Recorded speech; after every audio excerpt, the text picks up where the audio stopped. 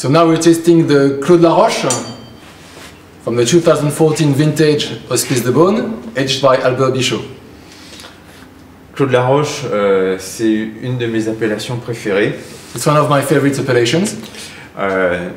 On a toujours cette noblesse dans les grands crus de la Côte de Nuit. Claude Laroche, en plus pour lui, ce punch sur la cerise croquante. Et si ça s'appelle Laroche, c'est parce qu'il y a de la roche et il y a de la minéralité également dans ce vin rouge. So, Claude Laroche is one of the famous Grands Crus in Burgundy, in the Côte de Nuit, and all the Grands Crus in Côte de Nuit have a very strong nobility in all their wines. But what Cyril really likes in the Claude Laroche from the Hospice is the very nice cherry fruit, and it also says that it's not really surprising because Claude Laroche, Laroche means the earth, the stone, and you've got this very natural minerality that shows through the wine year after year.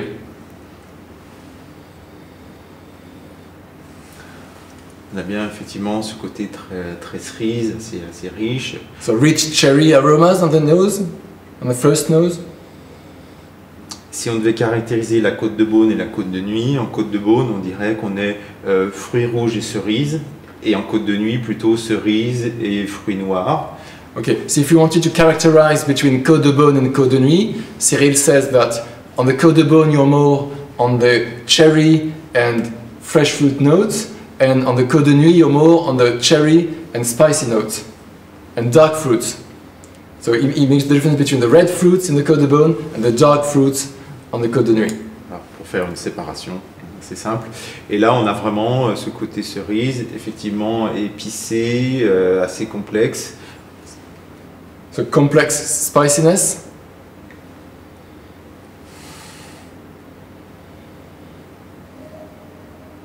You got this mint a little bit as well. Et on a vraiment cette touche de menthol qui vient très nettement au nez, qui vient rafraîchir le nez, qui participe aussi à cette touche un petit peu épicée. So this hint of mint on the nose really freshens up the whole bit and is very, comment on dit sur le... qui épice un peu voilà. le nez. And also brings a little bit of spiciness on the nose and reveals the spiciness on the nose.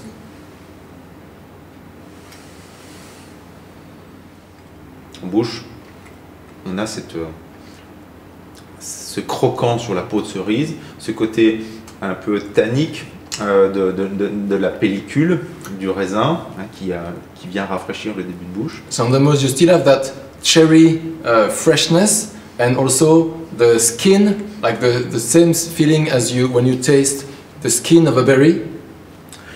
Et tout de suite The derrière, grape berry. et tout de suite derrière, cette impression minérale qui est très prégnante au sein du Claude Laroche. C'est assez rare dans les vins rouges d'avoir cette notion de minéralité. Je sais que la minéralité est une notion un peu contestée, mais véritablement c'est l'image qu'on peut lui porter de ce côté roche en bouche.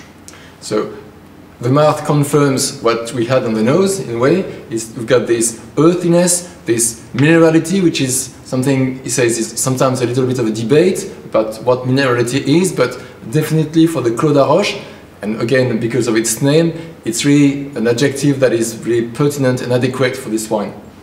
Les tanins aujourd'hui ne sont pas encore fondus, c'est normal. At this stage of aging, the tannins are not melted down together with the wine, which is perfectly normal.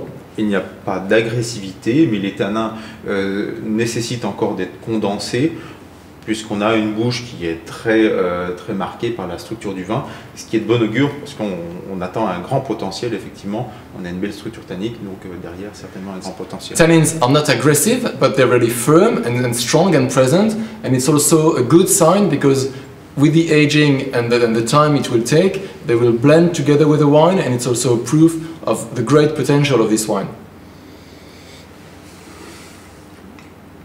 Et ce qui est vraiment intéressant sur cette cuvée des Hospices, c'est le côté unique. On est sur un cru qui est très racé. On a vraiment la sensation d'avoir une origine qui ne peut pas être reproduite nulle part parce qu'on a cette minéralité. What's really interesting in this cuvée is that you've got that very special sense of origin. What Cyril says that this wine could not come from any other place on earth. You've got this minerality, typical minerality from Claude Laroche, this complexity as well, and that's really the sign of a terroir wine. Aujourd'hui, le vin n'est pas encore abouti. On a vraiment tous les marqueurs d'une belle garde. Je pense que nous avons encore du temps pour terminer l'élevage. The wine is not ready, it's not over yet. It will take time. We've got all the first hints of a great wine, but that will become a great and a greater wine with time. Mais ce qu'on peut apprécier dès aujourd'hui, dans sa jeunesse, c'est ce caractère, vraiment un vin qui nous parle. Il y a beaucoup de réactivité dans le vin. So what you can already enjoy is the fact that this one is a talkative wine. I mean, it's a wine that says a lot of things already in its early stage.